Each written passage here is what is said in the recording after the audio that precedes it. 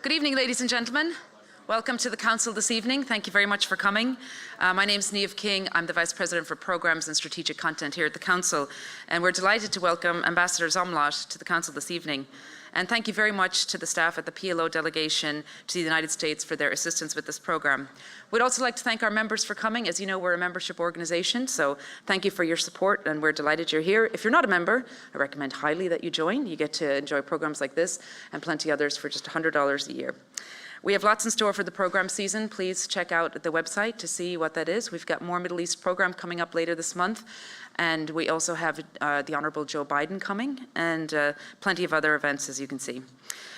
Please note that tonight we are on the record and we're live streaming, but it would be great if you would turn off your phone. We can take questions from the audience on your browser of your phone. You'll see the web address up there. It'll flicker through if you want to sign in to do those questions. As you know, for nearly a century, the Council has provided an independent, nonpartisan platform for a variety of different perspectives to promote deeper global understanding and active US engagement with the world. But note that the views expressed by people on our platform are not views of the Council. And now, before I turn it over to the Ambassador, a few notes. He serves as the Chief Representative of the Palestinian General Delegation to the United States. He's also a strategic advisor to Palestinian President Mahmoud Abbas. And he was previously Professor of Public Policy at Birzeit University, where he co-founded and chaired the Birzeit School of Government. And he holds a PhD in economics from the University of London. I'll be back up to moderate the Q&A, but now please join me in welcoming Ambassador Zomlot to the stage. Thank you.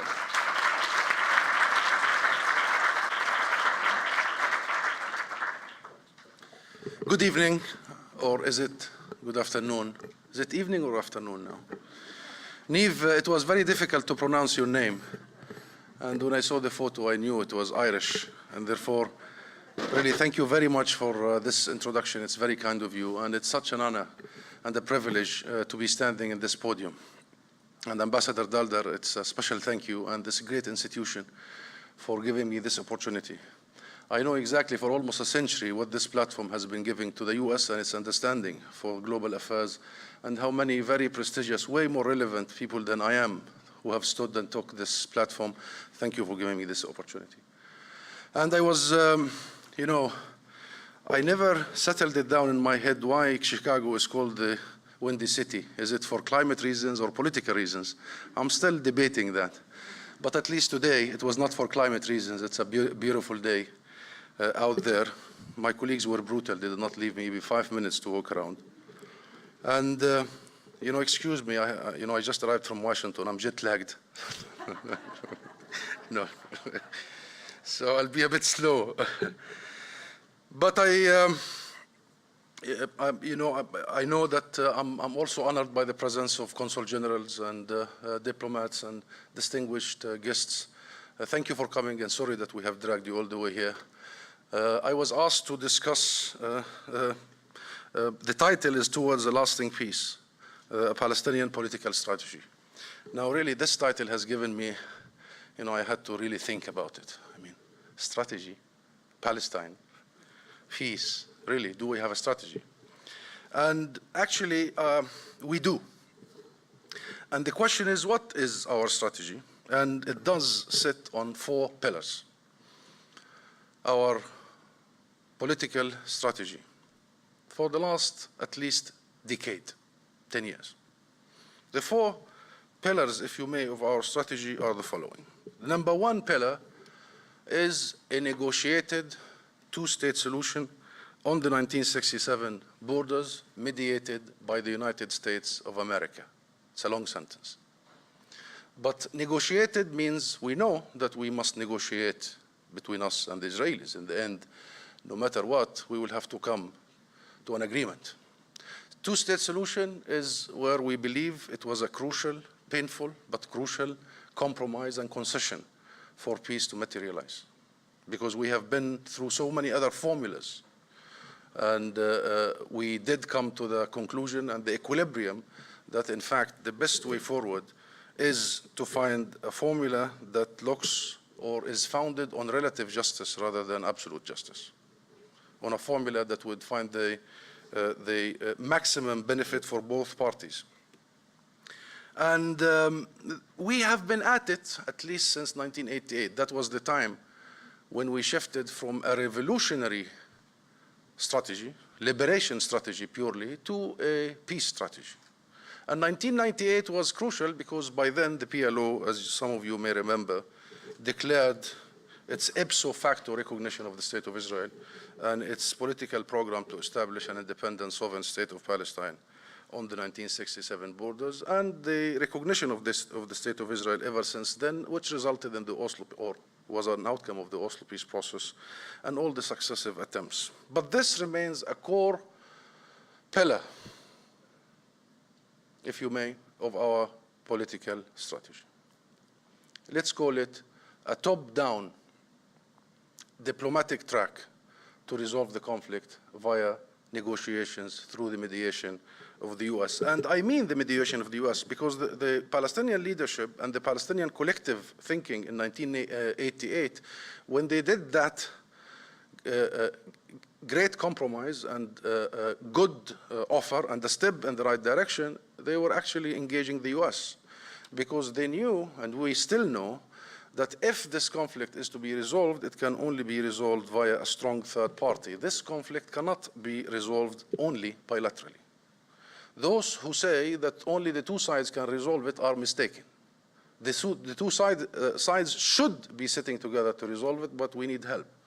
For many reasons, you know, the asymmetry of the situation is vast. And we have tried the model of sitting in one room and resolving it on our own. We failed. As simple as that. We know that only if we are talking about a top-down, a diplomatic approach, a diplomatic track, a negotiated track, only the US has the capacity, the ability, the leverage over the two sides to actually be the mediator, the arbitrator, if you may.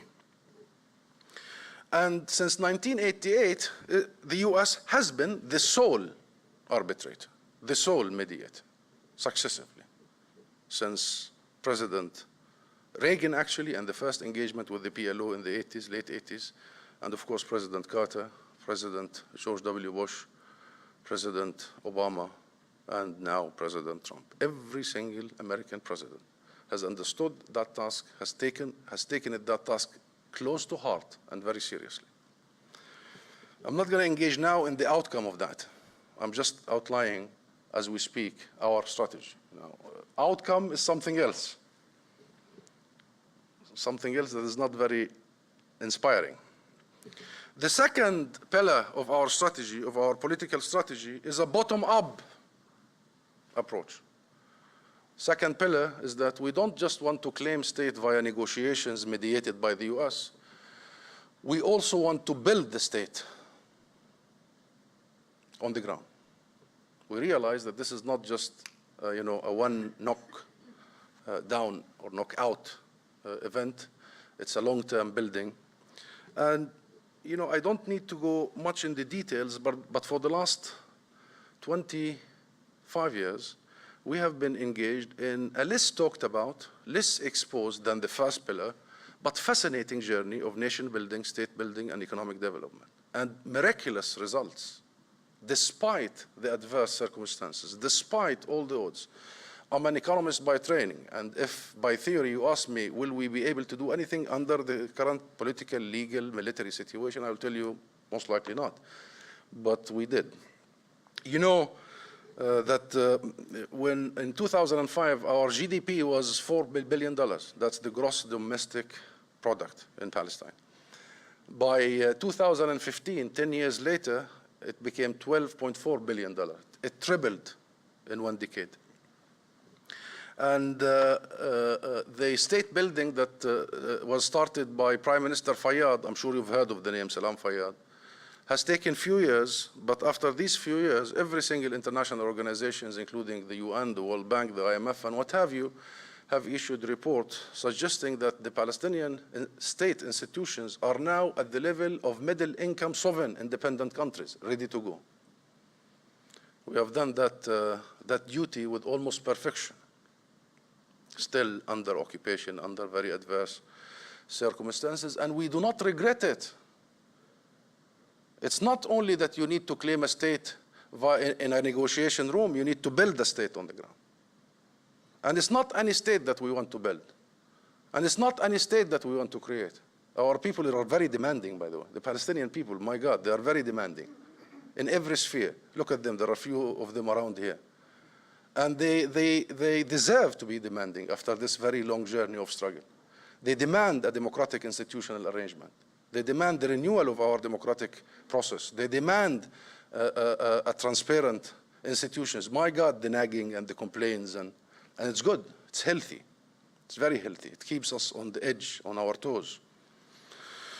But also on the bottom-up leg of our strategy is our disconnecting between our political engagement and our security arrangements in the last 10 years at least. We have come to the conclusion that despite and regardless of our many political disagreements with Israel, and you know the gap is huge, we have and we share one intertwined future. And the one thing we should always care about and invest in, regardless of any other consideration, is the security and the stability of the region. And believe you me, it's ironic that the most stable, most safe place in relative terms now in the entire Middle East is Israel-Palestine. Safer than Chicago, actually, ironically. No, I'm just kidding there. That did not come out of nowhere. It's not a miracle, even though we have miracles in that part of the world. It's a hard investment. Our skin is in making sure that regardless of our disputes, regardless of our disagreements, regardless of our claims, regardless of anything, security of both the Israelis and the Palestinians is absolutely a priority. And I wish you hear more about the successes that have been happening over the last decade. Regrettably, you hear about the negative stuff, but not the positive stuff of people really taking so much risk to actually protect each other. But that is not only for the sake of the Israelis, it's also for the sake of Palestinians. The Palestinian people also demand security. When we mention the word security as if it's only an Israeli-related term, it's not. It's a Palestinian and Israeli and global related term.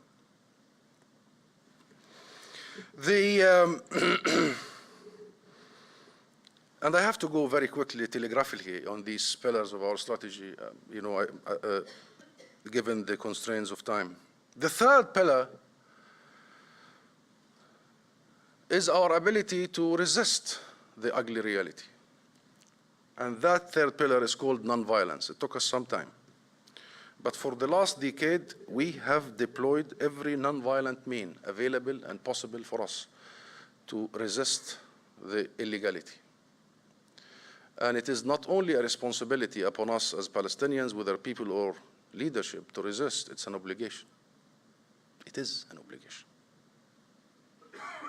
We may try many peace processes and fail. We may try many approaches and fail. But the one thing we should never and we will never try as Palestinians is silence. We are a very vivid nation. We cannot sit still. The question is not should we resist or not. The question is about the methods of resistance. And I believe you me, there has been a sea of transformation and change over the last decade of understanding, absorbing, embracing the method of nonviolence. And you know, you have seen in Jerusalem only a few weeks ago, right? It's been more than a few weeks already. It was in July. You've seen that scene of a nation that used prayer, mass prayer, as a method of resistance. That did not come from nowhere. That was a process of collective thinking and collective action. Using the prayer mattress as a method of resistance, as a tool of resistance. And it was held successful, very successful. Retaining the moral high ground, getting the entire support of their nation from the very north to the very south, and getting the support of the international community. But that was not the first time we had engaged in mass peaceful protests. From the first Intifada, and usually we had some diversions, but from the first Intifada onward, it's been a long journey. You're talking about 30 years, but this journey is going in a trajectory of more peaceful, mass, nonviolent protests. And the experience of the West Bank over the last few years, if you know some of the villages like Bil'ain, Na'alin, Kufr Qaddoum, is that experience. The experience of popular, peaceful people's ability to demonstrate and to reflect their will via their right to protest. But the nonviolent approach is not only exclusive to mass movement and peaceful protests. It's one method. Nonviolent legitimate approach includes using international system, international law, international instruments, international recognitions. And this is exactly what we have been doing for the last few years.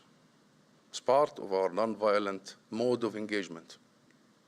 Our legitimate reversion to legitimate tools that were made available exactly for people like us.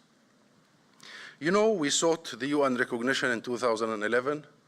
We were blocked by the US in the Security Council, and then we took the status of an observer state in 2012. The world voted for us to become a state, and now we are a state in the international system. Regardless, an observer state, we are a state in the international system. Only last week, we became full member of the Interpol. You know, Israel went crazy about us joining the Interpol, and in one of the interviews the last 2 days, I said, we didn't join the mafia. I mean, we joined the Interpol, for God's sake. If Israel demands security coordination from us, enjoys security coordination by us, shares with us the most sensitive information, trusts us on its security for the last so many years, why does it deprive the rest of the world from that? It's very hypocritical. And I don't think it's about security or the criminal side of the story. It's purely political. It's purely political.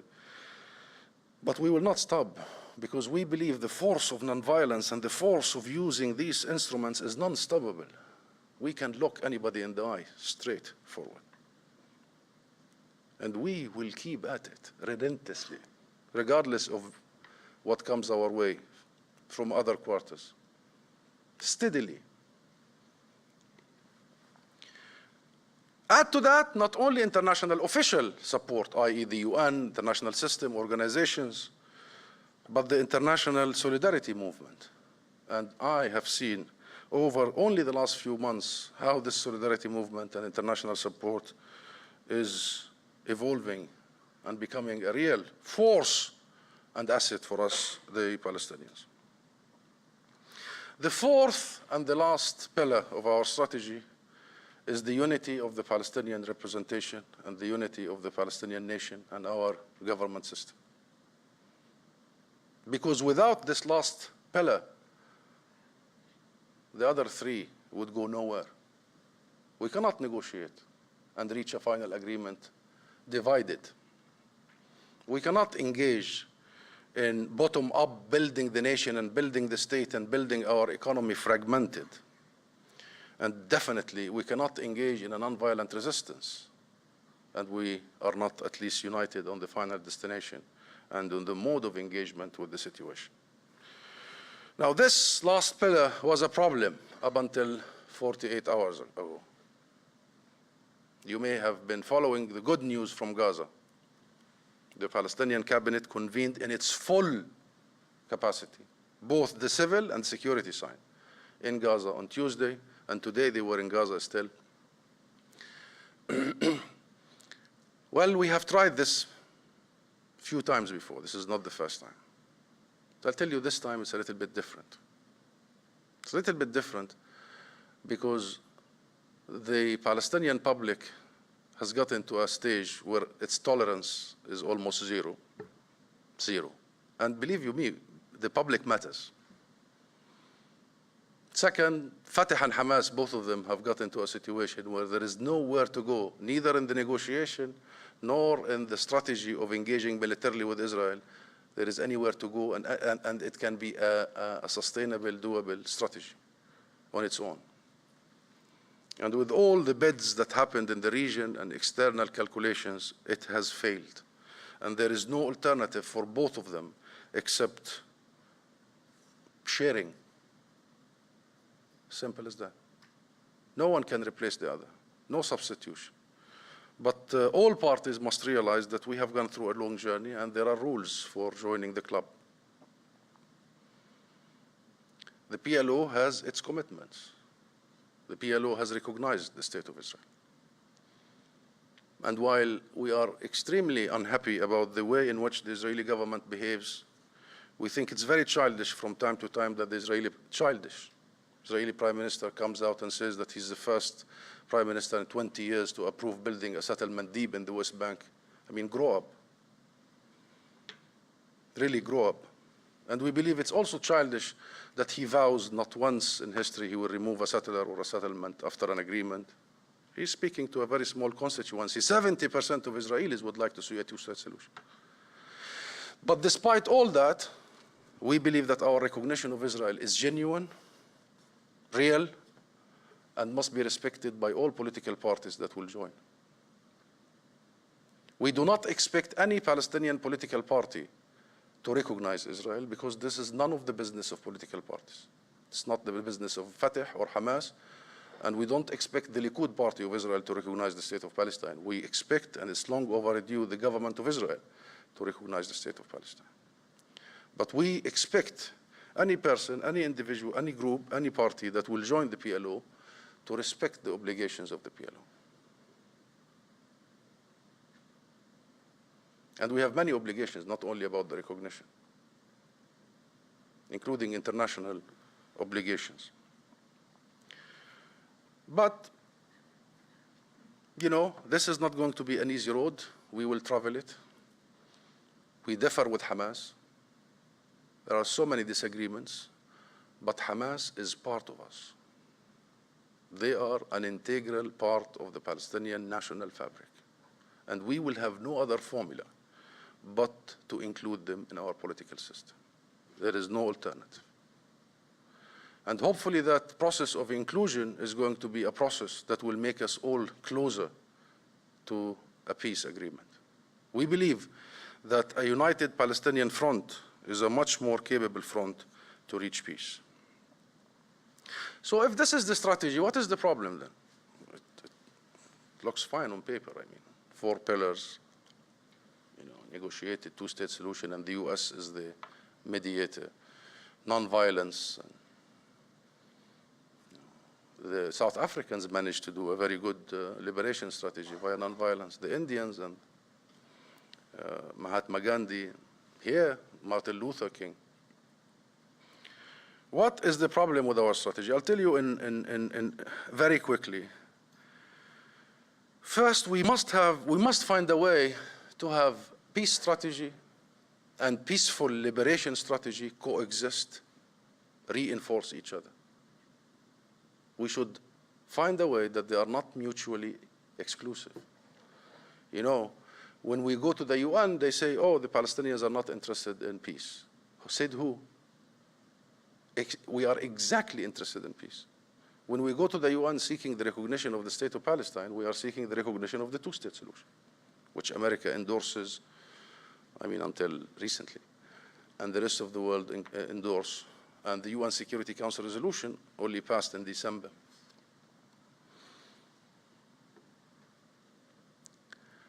So what is the problem there? The problem is that we have not managed to convince the rest of the world that without a real, sustainable, peaceful, non-violent, bloodless campaign, the peace strategy on its own, the first pillar, will not work.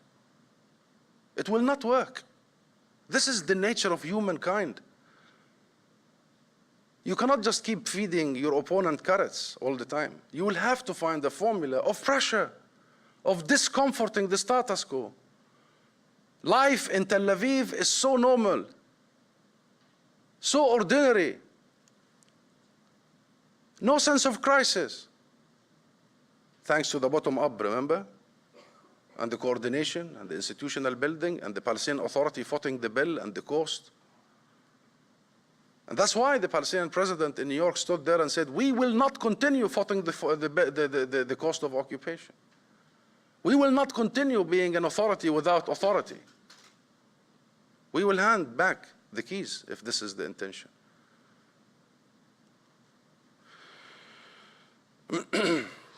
I arrived to Washington and I find a very disturbing discussion only 4 or 5 months ago. In the Congress, there are like 25 bills that would not allow us to breathe. We're not allowed to go to the UN. It's considered to be a hostile act. I mean, going to the United Nations is a hostile act. Against who exactly? Reverting to the international system that was built after the catastrophe of the Second World War by the will of the humankind. Anything we do is not allowed. We have to engage in that fight, because our friends must realize that without doing that track, without leveraging ourselves in the legal sense, in the international sense, in the recognition side of the story, the first track on its own piece has been tried for long. It's one-legged, and it will not get us anywhere.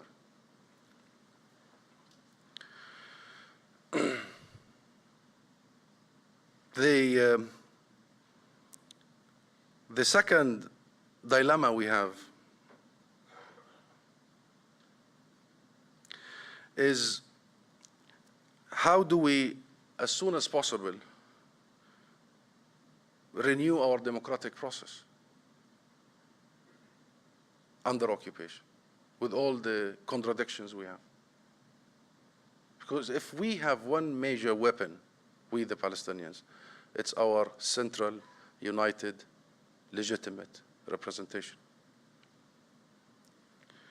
And while only 48 hours ago this was a difficult issue to handle, we now think that the most significant achievement of yesterday and the meeting of Gaza and the convening of the cabinet is going to be the agreement to convene national elections soon, very soon. And I can assure you, on behalf of the Palestinian leadership and the president, that the most significant strategy we have at this point in time is to convene national elections. It's due. The third problem we have in this strategy is the steady change that has been happening in Israel over the last 20 years. Israel is no longer where it used to be 20, 25 years ago. And I am not an expert in Israeli affairs, but I can assure you that there is a tendency towards the right.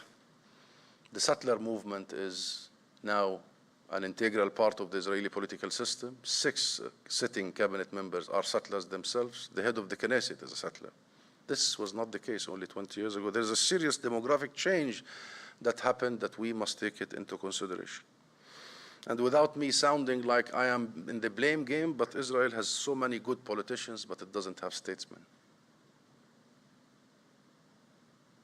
to seize so many historic moments, including the moment when you have somebody like President Abbas, who is both capable to sign an agreement and implement it. And I'm not so sure who after him will do that. And I don't need to engage with you much about the Israeli side of the story, but we believe Mr. Netanyahu is not interested in the first pillar.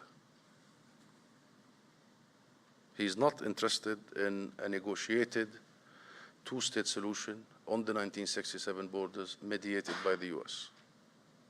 He's not. And here what we have to say to him, we are oriented by a solution, not the solution.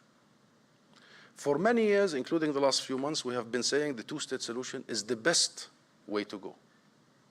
We still say it's absolutely the best alternative we have.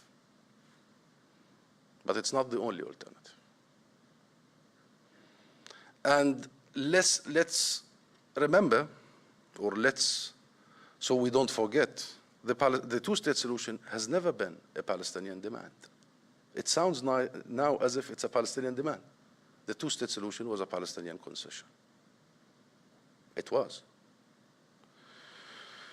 And if the thinking is that we will sustain the status quo, Mr. Netanyahu is mistaken. The status quo has proven 100 times, 1,000 times to be unsustainable. Look at Jerusalem only a few weeks ago. It's not sustainable. Nobody can sustain this illegality, this gross violation of human rights. Brutality on a daily basis. Displacement and replacement campaign of a native nation. It doesn't sustain. You are just waiting for the next crisis, for the next confrontation. Also, the alternative of one-state outcome, i.e., one state, two systems, one for the Israeli Jews and one for the Israeli Palestinian Christians and Muslims, is rejected. That's called apartheid. We will not accept it. And I don't think anybody else is going to accept this, including the United States of America. You don't have a stomach for racism, discrimination, double standard, and a state that gives the privileges to a certain group and disadvantage the other group. I don't think the world has a stomach for that, nor do we. Nor we will accept a state minus. I mean, this is playing with words. When we mean a state on the 1967 borders, we mean a state, full, sovereign, independent state.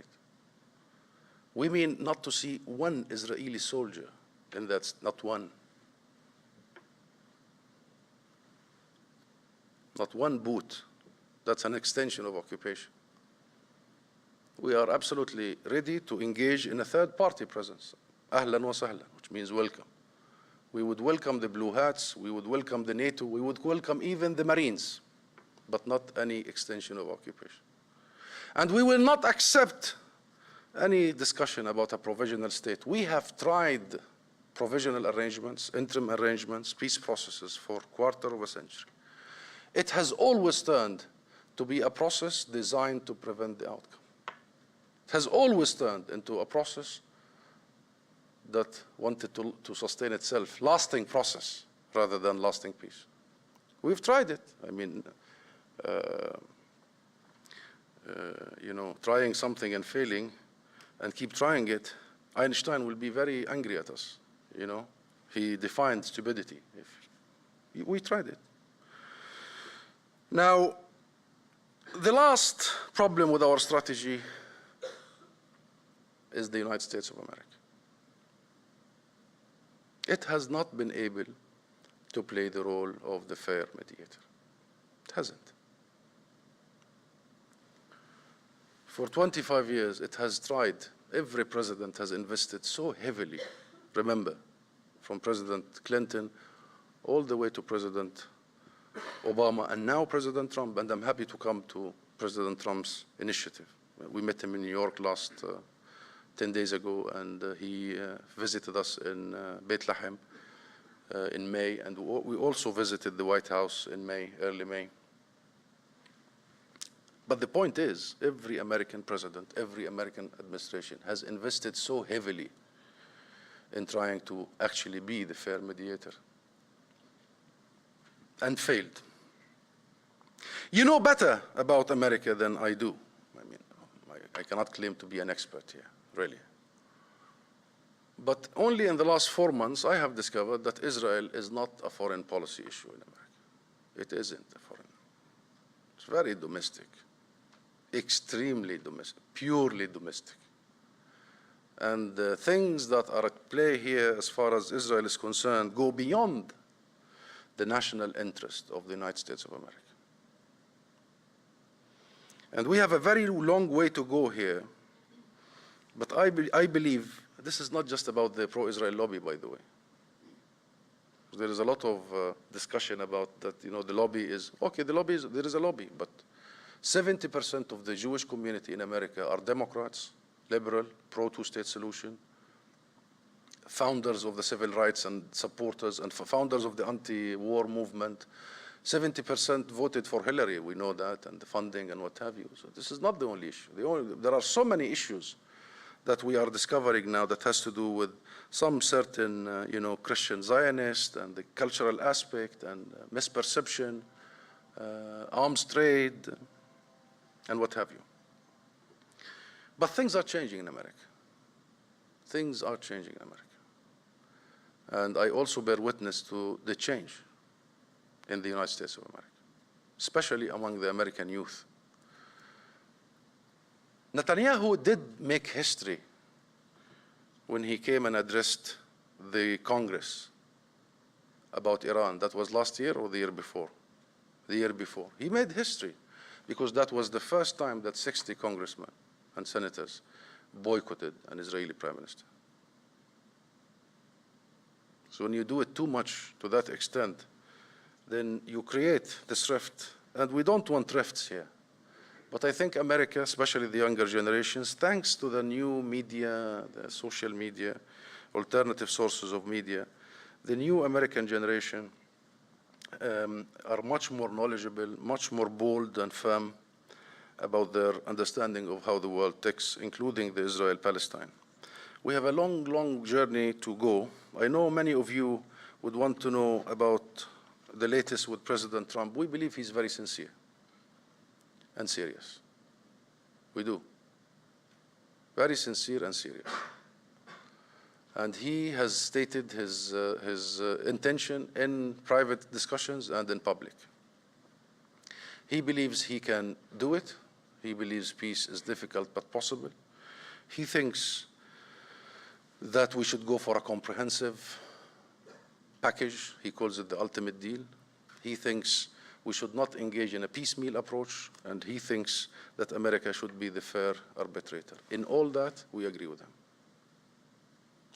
Where we disagree, or at least demand, is that we need clarity about the final destination. We cannot start a journey without knowing where we are exactly going. So we would like a confirmation about the long-held U.S. policy that what we are talking about here is the two-state solution on the 1967 borders.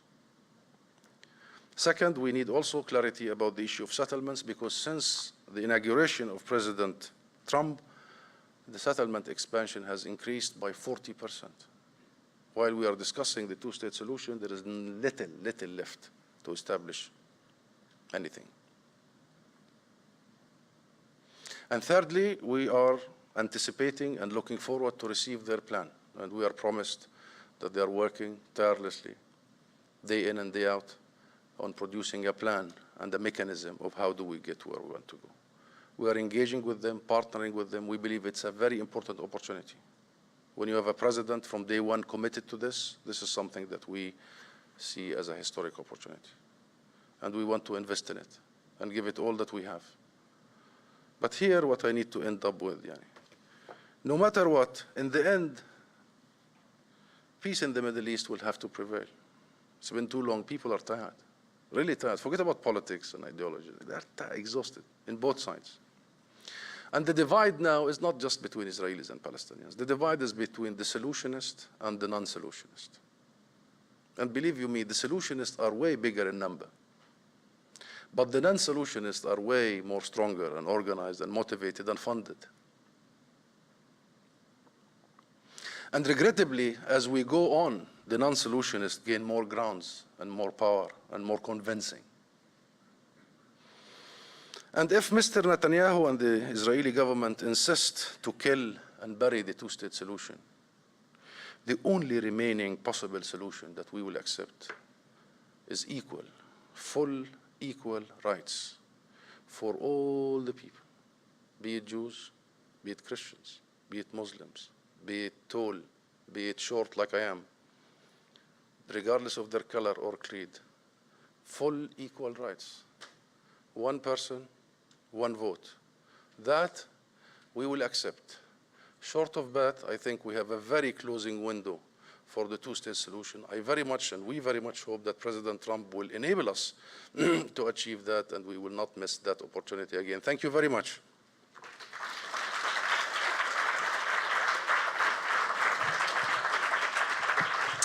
Thank you, Ambassador. We have a very brief time for questions, so if you can make sure your question's a question, raise your arm and wait for the mic, and we can kick it off now. Yeah, right here, please. Carolyn Craycraft in the second row.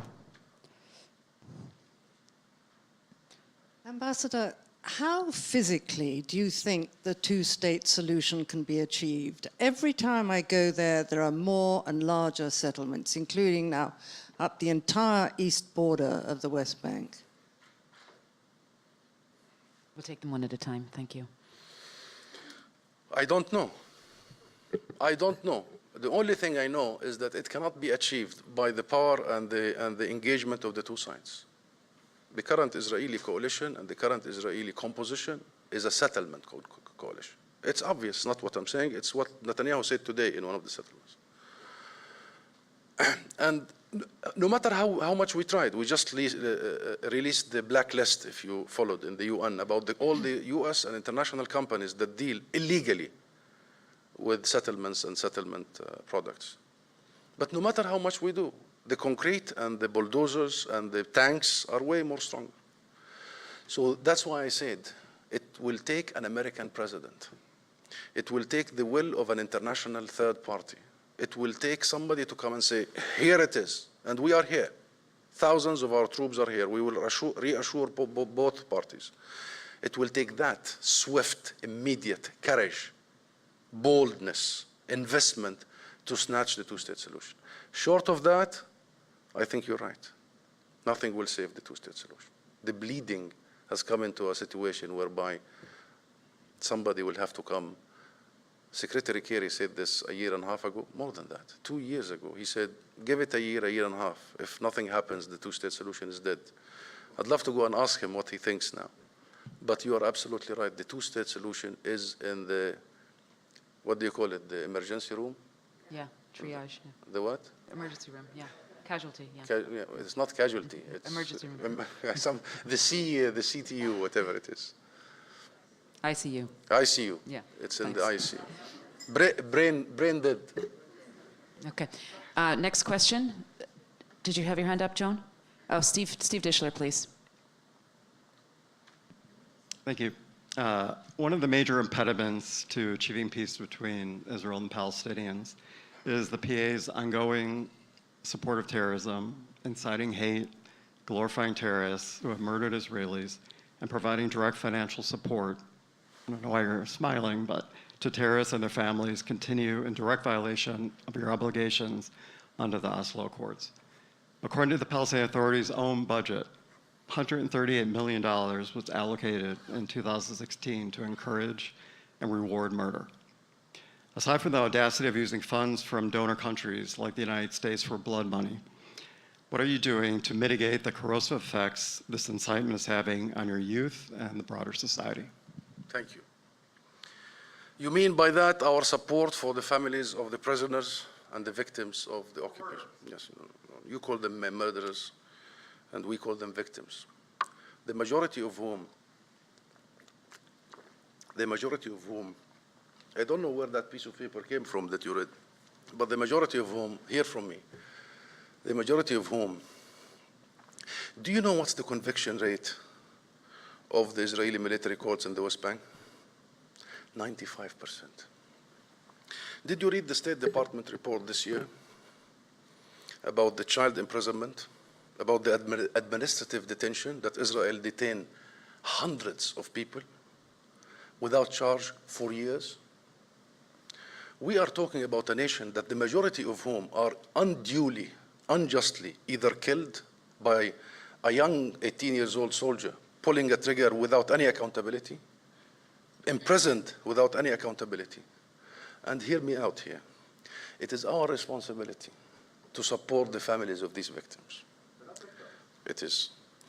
And we don't support these families of the victims only for political reasons, and there is. But it serves a security reason. Can you give me another formula? What do we do with them?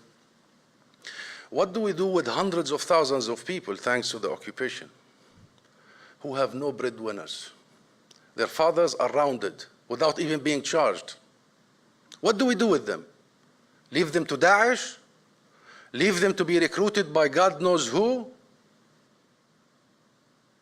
And it serves a social need. We need these kids to have a different future. We have to give them laptops. And you know what? We are so damn proud of giving them the laptops and giving them a different future and a different destination. We have been providing this program for 52 years. It's been the most successful. And ask the Israeli security apparatuses. They came to Washington panicking after the Congress intervened in this because they know how effective it is. Ask the American security apparatuses, the CIA, and their reporting, how effective it is. Why did Netanyahu pick this issue and called it, what? Pay to slay? Now, Israel signed with us an agreement when we were paying this. Recognized the PLO when this program was in effect. Why now is the question. Why now is the question? Because this game of political distraction and diversion has gone for too long. For too long. Trying to look at the products, at the consequences of the root cause and avoid the root causes is a business, I think it's not going to get us anywhere. But here it is. Many Israelis, when they write their talking points, they assume that we, the Palestinians, should love occupation. We don't love occupation. We dislike it. We dislike soldiers in our streets. We dislike military men invading our streets on a daily basis. We don't like this freakish system of control. We are not born until the Israeli military authorities decide we are born, or dead until the Israeli authorities decide we are dead. Some Israelis, when they write their talking points to the American politicians, assume we are in a post-conflict. We should be like Sweden, social welfare. I wish we were. We are under military occupation. And this is not what I say. This is what America says, and this is what the international community says. And guess what? Even under international law, people have the right to defend themselves. That program is not for helping or aiding what you described as terrorism. That program is exactly for the opposite. Exactly for the opposite. And that program has been the most effective. And we are very confident about it to the extent that I went to the Congress, met all the senior senators and the heads of the committees. And I told them, if the choice between the US money or keeping this program, we will let go for the US money. We will not leave our people by hundreds of thousands in the streets. And framed it the way you want. But let me say the last thing about this, because this has been such a discussion and ongoing. Israel and its talking points all over is talking about our pay to provide incentives to terror, talks about our schools teaching hatred, that we teach our kids and our children how to hate, that we are all about incitement, that we hate the Jews for the sake of them being Jews. That's all what I hear about in Washington and everywhere. Nauseating. Because nothing could be further from the truth. You will not encounter a more peaceful society than the Palestinians. You will not encounter a more diverse and tolerant society than the Palestinians. We are actually too peaceful. That's why things are slipping under our own hands. I have not had in Washington the hundreds of incidents that we intervened as an authority to protect Israelis. Hundreds every month. Hundreds. Israel does not come to the Congress to tell them thanks to the Palestinian Authority. I have not had the Israeli talking points how many hundreds of Israelis lose their way in areas A, in Nablus and Khalil. We serve them tea every day. We send them back to the liaison officers and off they go. I have not heard about that Palestinian man with his family who saw a settler family in a car accident, and it was him who saved all of their lives. It's our choice, my friend, to pick that side of the story or to reformulate the story the way we want it to be formulated. I tell you, the people both in Israel and Palestine are way better than the talking points. They interact with each other much better. Their human side is much better. They don't see each other as terrorists there. But some here insist to frame both of them in certain aspects. Thanks. We'll take a question now from the audience, which was the most popular so far. What was lacking in offers of Barak and Olmert? What would united Palestinian representation accept today? Barak and what? Olmert, Ehud Olmert. Olmert, there was a very serious discussion with him. And what President Abbas and Prime Minister Olmert managed to reach was a very advanced way of actually reaching a final deal. And unfortunately, half through that dialogue, half through that engagement, Prime Minister Olmert was, charged and impeached, and, he had to resign.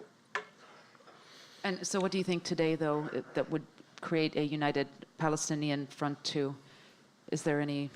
A state on the West Bank and Gaza with East Jerusalem its capital, and our ability to be flexible, to accommodate some changes, but not at our expense, but some changes that will be to the interest of the state of Palestine and the state of Israel.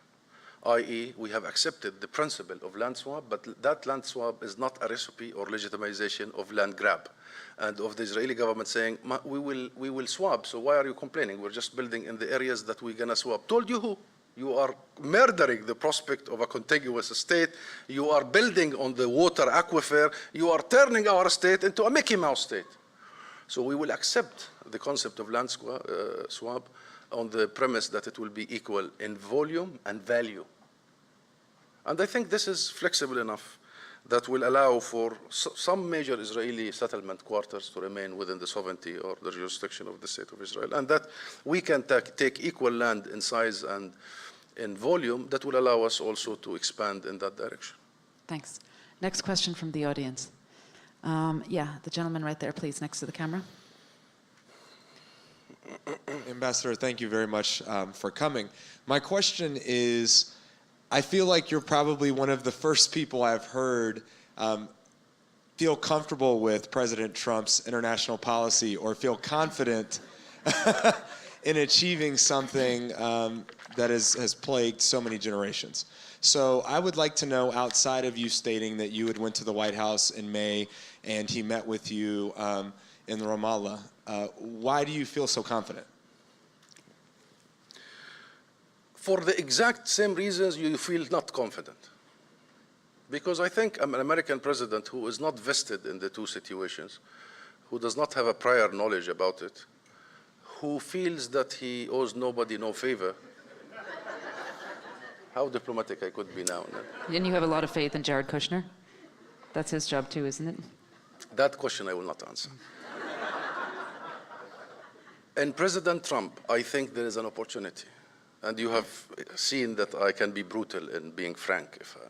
In President Trump, I'm not discussing any other issue. I'm discussing Israel-Palestine. In him, I personally left every meeting, the 3 meetings, feeling a sense of renewed hope. Believe me. Because, he really says it like a normal, ordinary human being who says he's been watching this conflict ever since he was a child. And this is enough. And he knows that the entire world would want an end to this. And he thinks that he has enough leverage and enough friendship in both sides to do it. You know what? If this opportunity is presented to you, even if you think the odds are not going to happen, invest in it, seize it. I promised you we are solutionists by orientation. So what do you want us to do? Tell him, no, thank you, no, please, by all means. Ta'al, come. And, see the situation. I read in the news just yesterday, that it was a leak, and I cannot confirm it. I don't know. I just read it in the papers, that President Trump told the UN General Secretary in New York 10 days ago, when they met, that actually he discovered that the problem is Netanyahu, not Abbas. I don't know if you read that. At least let the American president come and see who's a solutionist and who's not a solutionist. And by the way, because he used to come from business and he knows the art of deals and what's the leverage and who offers something that could be sellable and doable and who offers stuff that is only a distractionist and not serious. So we will engage the US president. He is the president of the United States of America. And we believe that the only country for now that can actually mediate is the United States of America. We will work with him and with his team. We just have 1 minute left, Ambassador. Maybe just a quick moment on talking about your efforts to promote economic development in Palestine. Our efforts? Yeah. Well, this is a very complicated file because, how do you do economic development? I mean, I'm an economist by training, and I'm an intruder to politics. And the first lesson you learn in economics is that for you to have an economic strategy, for you to have some sort of a plan and implement it, for you to engage in economic development, if you may, you need the following. Number one, you need control of your resources, because economics is primarily about wealth. What's the main source of wealth? It's land. We have no control of our land. It's only Area A, which is,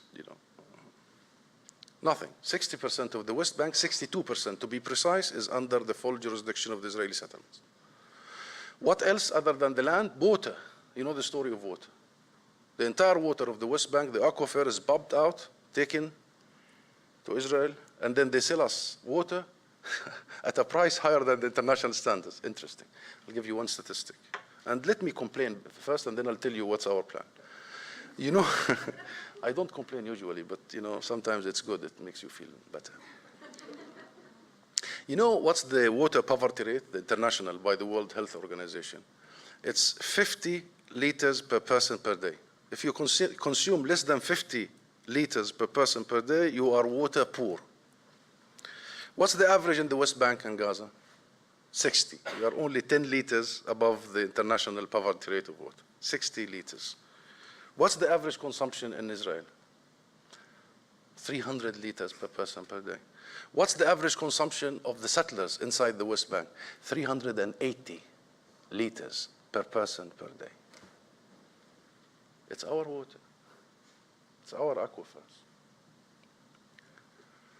Secondly, you need the control over your borders, trade, free trade agreements. We have a free trade agreement with the United States of America. You know that, sir. We signed it in 1998 with President Clinton. We have the full advantage of Israel. The US wants to help us economically.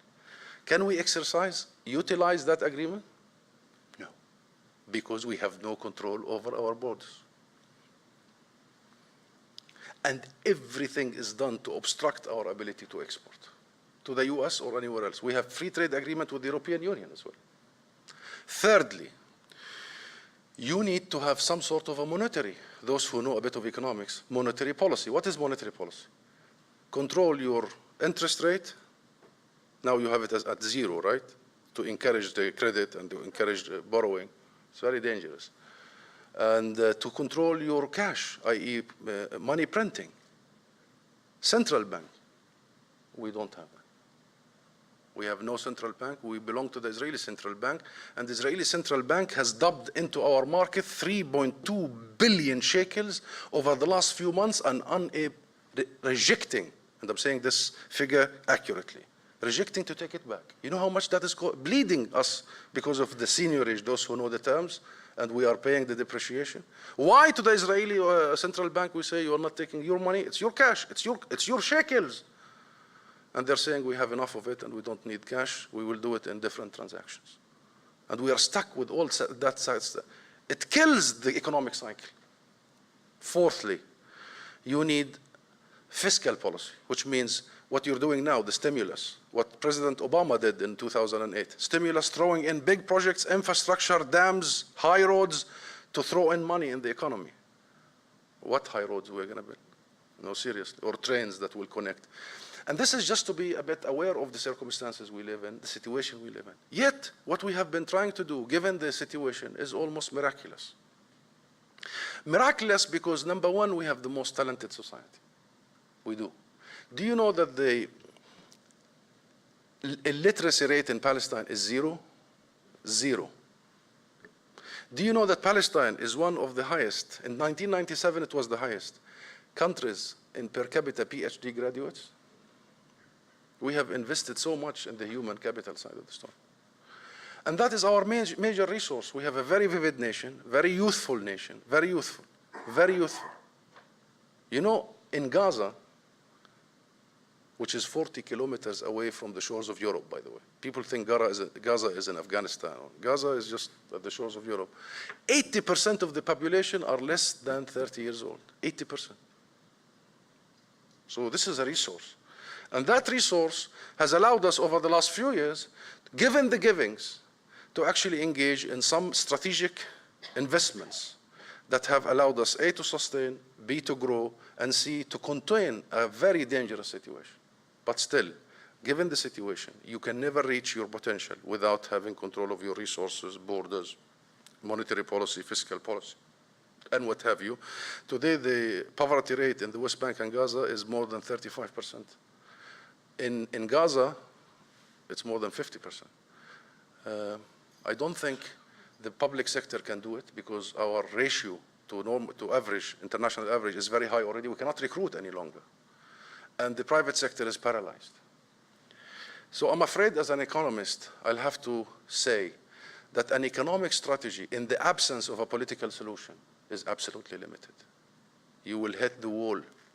We will have to find a way to actually end this conflict. That's why economic peace, economic easing, reversible arrangements is not going to work. This was Oslo. Oslo was an economic treaty, by the way. Oslo was not a political treaty. We did not agree in Oslo about any political issue. We agreed to defer the political issues 5 years later. What we agreed on is economic arrangements. And here you go. You engaged in economic arrangements. It was good for the first couple of years. And then it was washed like a wave coming for a house of sand. It was washed because everything is reversible if you don't manage to actually tackle the political issues and resolve it. Ambassador Zomlot, thank you very much for your comments today. Ladies and gentlemen, please remain thanking the ambassador.